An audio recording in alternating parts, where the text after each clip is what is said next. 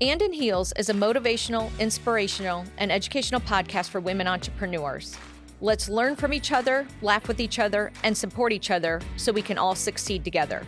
And just remember, women can do anything, and in heels.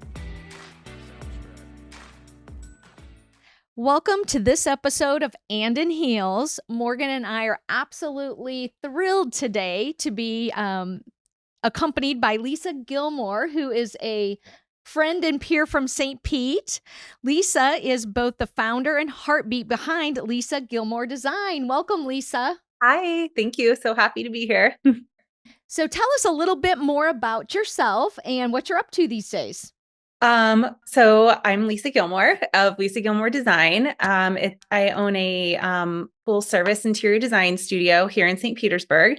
We are in our 12th year of business, and we specialize in luxury home renovations, new construction, and condo build outs and stuff like that, and just really making unique, inspiring spaces for people to live in.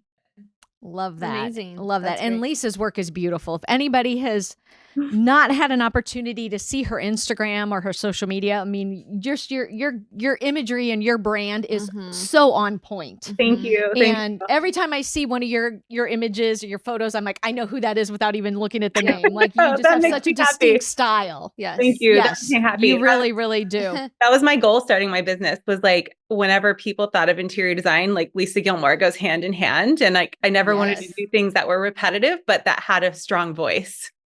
And yours really does. And, Mhm. we're in a coastal area. So the trend tends to be lighter colors and Mhm. breezy and oceany. Yes. But you have a way of maintaining kind of that tropical feel when people want to, but pulling in those elements that are so distinctly you. So I love Yes. that. Thank you. Yes. They're amazing. Well, again, Lisa, we know everybody has a story, and we although we love your interior design, you didn't start with that, or you didn't just wake up one day and become an interior designer. So what motivated you to do that? What motivated you to have that as your passion? That's such a loaded but good question. So I did start my business pretty young. I was 25 when I started my business, and I was kind of a rare bird in terms of knowing exactly what I wanted to do when I graduated from high school. And so I would be like 16, 17 years old and like staying up late watching Candace Olsen's Divine Design at like Love 2 in the that. morning when I probably should have been sleeping in high school. And I just was so mesmerized, like, because her show like really showed like the artist side of design. Like she would do these sketches and then have all the materials, and then they would show the construction, and then it was done.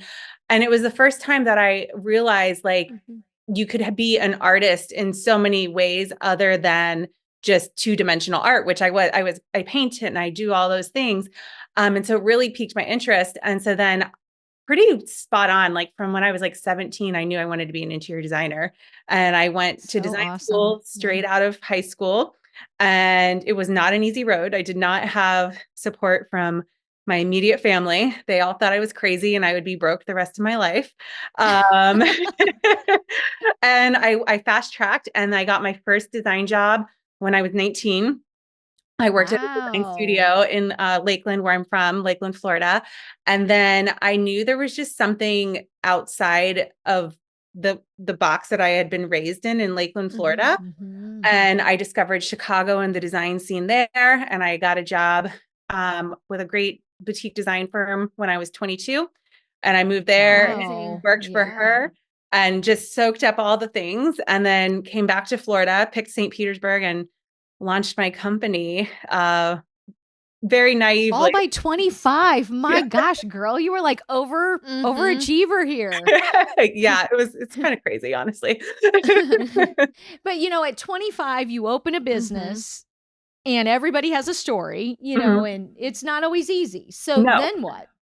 Oh, well, I failed a lot. Well, Yeah. And honestly, like I look back at that time and like, I know so many people that either started a business as like a second career, like maybe they were a nurse and they want to be an interior designer now. And I'm speaking obviously the industry that I'm most knowledgeable in, or they were a school teacher and then they did this. And so they had like either corporate life behind them or like just more seasoning in terms of like business acumen, or maybe worked for things or went to business school.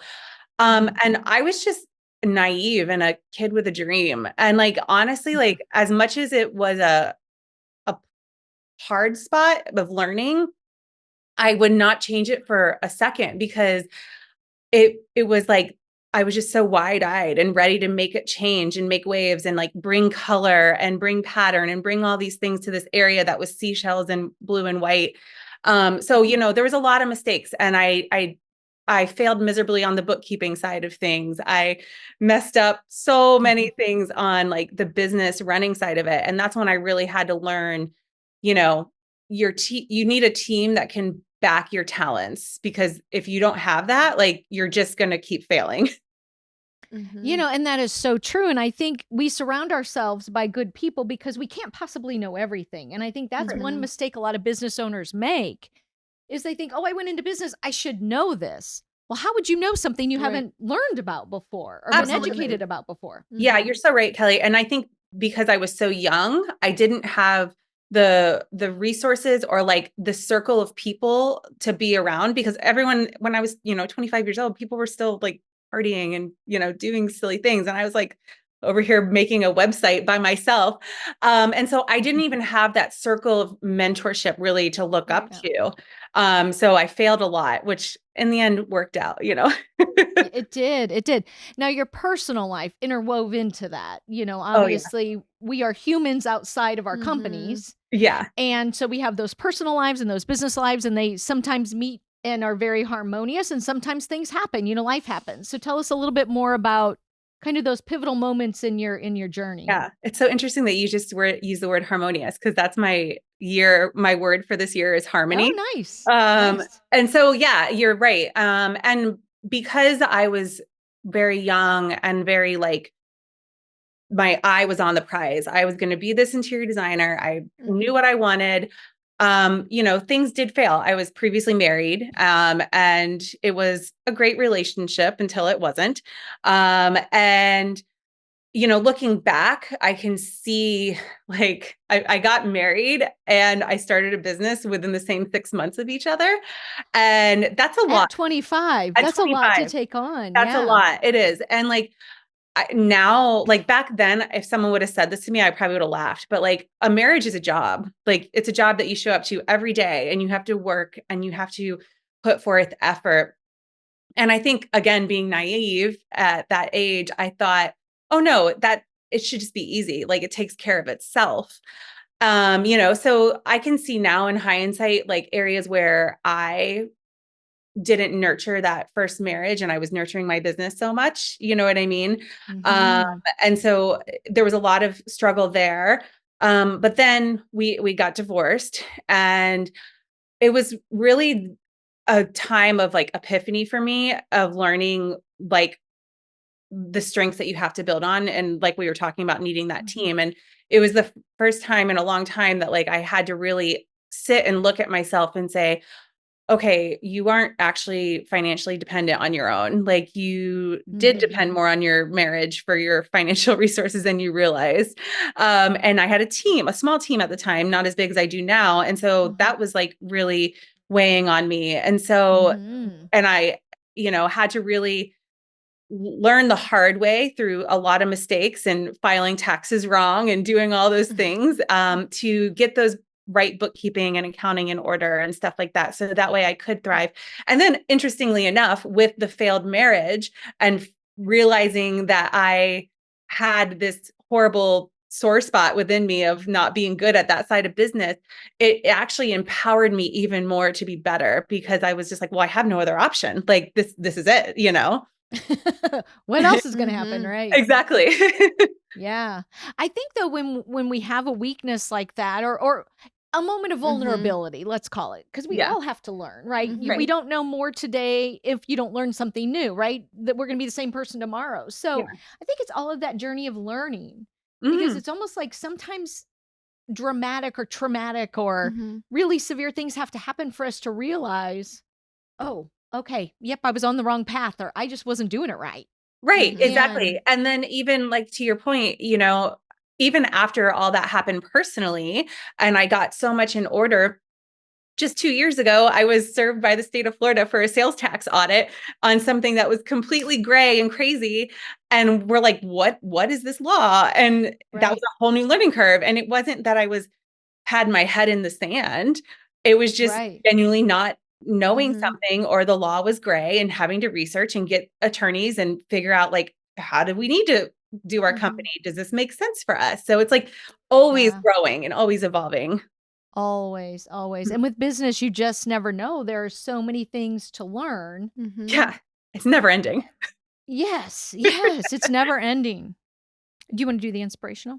Sure. So, kind of to piggyback, inspirational and motivational kind of tag team on each other, but obviously there were a lot of motivators throughout your early life and then into your, early years of your career. But what inspired you to keep going through, living in Lakeland, moving to Chicago, moving back to Florida, finding your first spouse, getting married? Like, what was your inspiration in all of that, especially throughout your early years, and then continuing after your divorce to again learn new things, jump back into it, and keep going every day? Yeah, that's such a good question. Mhm. So I've always been oddly really attracted to and inspired by, like, eccentric people. Like, I just love people who aren't afraid of, like, being themselves, and whether it be in fashion choices, in career choices, and travel choices, like whatever it may be. Like, I've always just been really attracted to the eccentrics. And so I've always kind of stubbornly been like, well, what can I do that will make people say, wow, And so Right. Mhm. that's what's always inspired my design of, like, what is a way that I can create something that looks so amazing together, but kind of baffles the brain a little bit of, like, wow, I never would have thought to pair that together. So Mhm. that's from my, like, creative aspect. From a personal aspect, you know, I growing up in a small town, and there's so many limited beliefs in certain areas of places and things like Mm. that. And again, I kind of think it goes back to that eccentric mindset of, like, wanting to be the one to be like, no, I did it differently. And I didn't conform to that box of, like, nope, you should be a school teacher. You should just, and not that there's anything wrong with those things. I just knew deep down, like, that wasn't for me. And now I'm remarried, and we're expecting our first child. We're having a daughter. And Yay, Wow. yeah, thank congratulations. you. And that's just become a whole new inspiration for me, because, I want to provide her with a life of, like, not just dreaming, but, like, actually living and, like, traveling. Mhm. And, I was just in Morocco, and I can't wait to tell her that one day, you were 5 months in mommy's belly. We were riding on a camel in Morocco, and, like, inspire Mhm. her for her life. And I was a Mhm. Girl Scout. And so I truly believe in, like, paying it forward and working with young girls, and showing them all the possibilities, and that you don't have to do what people think is the Mhm. norm, and you can make anything possible. And so that's Mhm. really, really what inspires me. Yeah, I think limiting beliefs are something that it's become more and more apparent to me that that's what stops so many of us, and I'm speaking for myself too, Mhm. from truly following our dreams. And whether it's the status quo, not following the norm, or just the hill we have to climb to get there. Yeah. Mhm. Limiting beliefs, I think, are what keeps us from sometimes even taking the first step. Oh, I agree with you. And And how do it's we get past that? Well, and yeah, it's always the fear too of like, oh, what if it doesn't work? But nobody Right. thinks, what if it does? right. Right. Yeah. And I've always been one of those people, like, I'm not honestly a very good planner. Like, I'm great at planning spaces and people's designs, but when it comes to, like, actually, like, planning things, I'm not really good at it, and I get really bored with it. Thanks, ADHD brain. But, like, I'm the type of person, I'm like, I just jump, and I'm like, oh, I'll figure it out on the way down. Right. But it's funny, interesting as I get older, like, now it's, like, different things of, like, those limiting beliefs, but also, like, anxiety started tripping in. I'm like, what Mhm. is this? Where did anxiety come from? Where did you come from? Mhm. Right. Yeah. So Right. learning how to keep those things tame to keep your passion alive is so important. I Mhm. read something the other day, and this really resonated with me because I'm a visionary. Mhm. And visionaries tend to live in the clouds. And I know that. I know that about I'm with you, myself, girl. right? Yeah. So when you're living in the clouds, though, and you've got all these ideas floating around you, it's hard to get grounded and say, but that's the one I'm going to work on. That's the one Yes. that I want to focus on.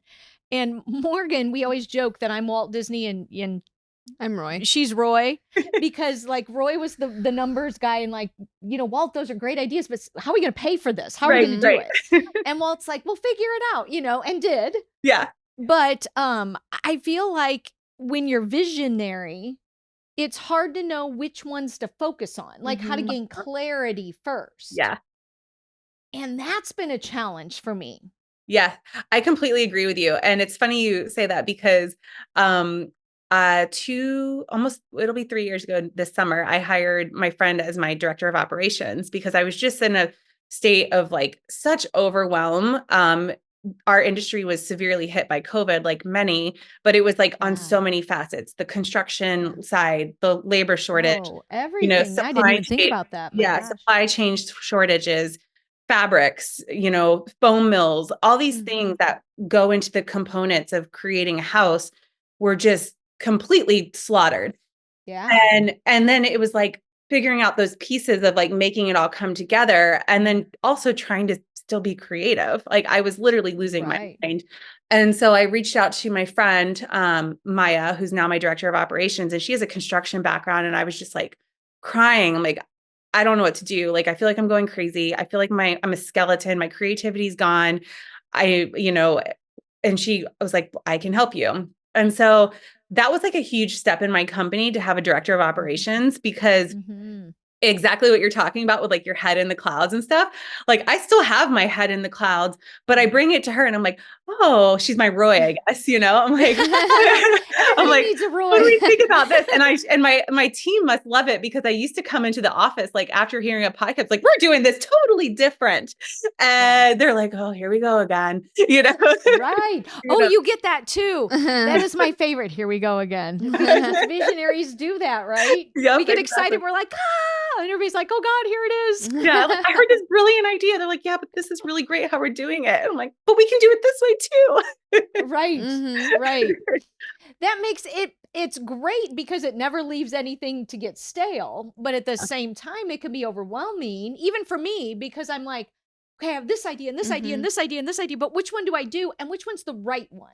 Right. And I think that's what becomes difficult is which one's just a daydream and which one should become reality. And understanding the difference is still sometimes hard for me because I am an optimist, high personality. So I get excited about everything. Me too. Yeah. Yes. And then knowing where to focus and how to say, okay, well, that's the right one for this. Yeah, it is hard. And that's, I think, been my hardest thing. I agree with you. And I find the same challenge, but I think that's the beauty in like surrounding ourselves with people that we work with that love and love us and love that part of us and love our success.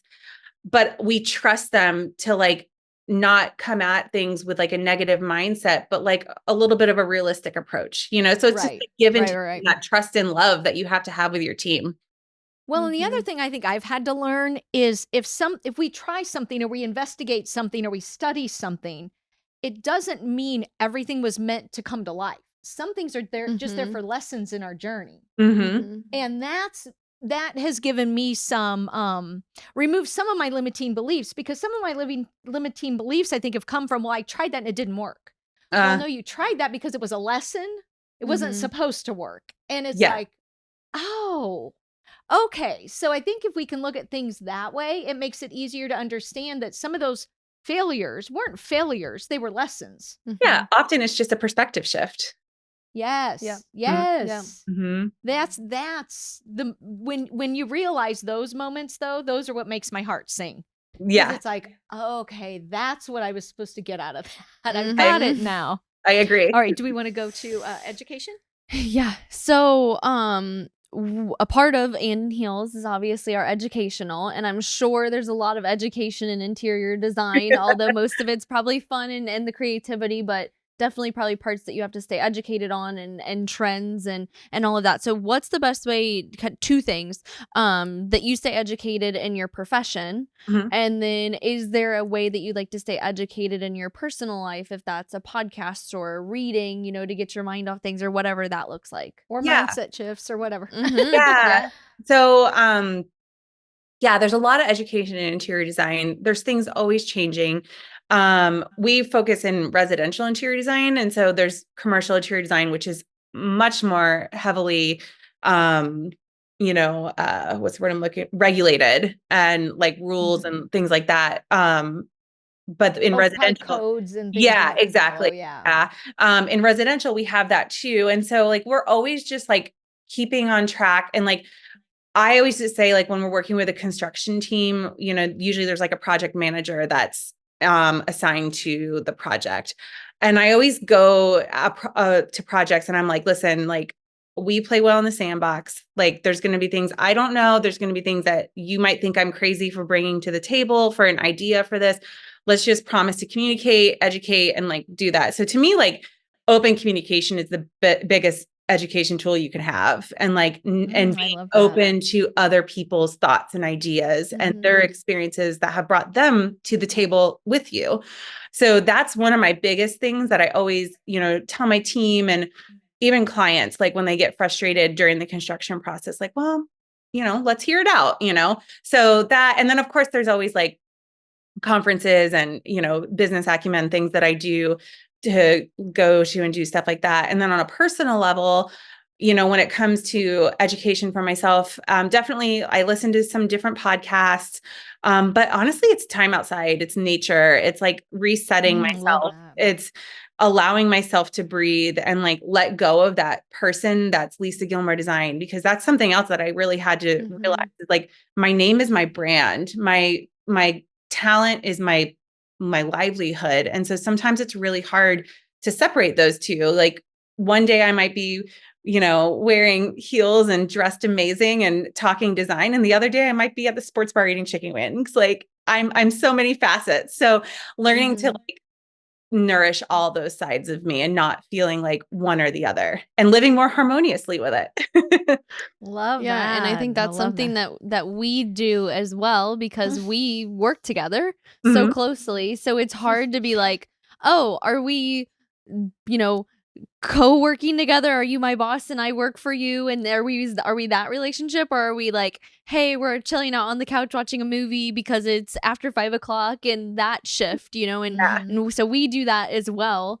And that's always interesting, the dynamic to be like, what are we going to be this day or this time? Because some days Yeah. are harder than others, and Yeah. not to work together, but just life in general. Mhm. And so we do the same thing. Yeah, leaving it behind, I think, is the hardest thing. And you'll find Mhm. when your daughter arrives and you have now that Yeah. influence in your time. It's like, how do you become mom, wife, business owner, leader, Yeah. daughter, sister, what all the things, My brain's been having real fun with that conversation right now, Kelly. Yes. But I think what we find, and what I want to tell every one of our listeners today, is don't let your limiting beliefs make that a difficult circle to fulfill. Mhm. Because I think back in the day, when my kids were young, I was in a male dominated industry. I was in the finance industry, and I was in a role of leadership. And I felt like I had to keep up with the men to be able to fulfill the role and to create meet expectations. But I could have done my job just as well without all those weekend golf tournaments or after hours at night or taking clients out. Like, I could have skipped a lot of that and still done my job just as good if they would have let me do it my way. Right. And I think that's what we have to create. Yeah, that's what I'm Mhm. excited to create mostly. I'm excited to see this next chapter and like how I'm going to blend everything together, because I do have the luxury of making my own schedule. I do have the luxury of bringing her to the studio and letting her Yes. play in fabrics if she wants to, or I also have the luxury of hiring some help and going to the office and focusing, So I'm really Yeah. excited to like fine tune what that looks like. And I know it's going to be very evolving, but I've really been trying to focus on that. Like, this is my story and I'm able to write it however I want. And that's the main takeaway right there. It's what everybody should realize today. It's your story. Write it the way you want, not the way someone else tells you it should be, or that you're told, this is how you should do it. Do it your way. Do it the way that creates harmony in your life. Yeah. It doesn't have to be what everyone else expects it to be. Absolutely. So, Lisa, we are getting ready to wrap up, but there is a finale here.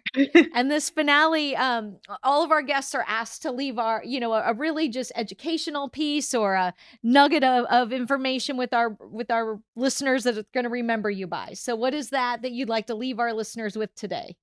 So there's this quote by Diana Vreeland. She was the editor-in-chief of Vogue magazine in like the 60s. And she's just a wildly eccentric woman. She did like Harper's Bazaar and all this stuff. And she has this quote, and it's there's only one good life, and it's the life you want, and you make it for yourself, something like that. I'm butchering it. And I've always just gone back to that. And I do that when I'm working with my clients and their designs, and I'm trying to push them out of their comfort zone and get them to see the possibility of the space. I do that in my life when I'm making choices of travel, or now with this daughter coming on the way. And, like kind of like we just said, writing your own story. It's your own one good life. So do what you have to do to make it great. Oh, I love that. And if everybody can just take that away today and let that simmer, that's your lesson in today's episode. So Lisa, thank you so much for today. It's been a pleasure having you on. So much fun. Thank Morgan you. and I were so excited to interview you today, and we just can't thank you enough for being a guest on And in Heels. Yeah, thank you for having me. If you enjoyed this episode, please subscribe. And just remember, women can do anything and in heels.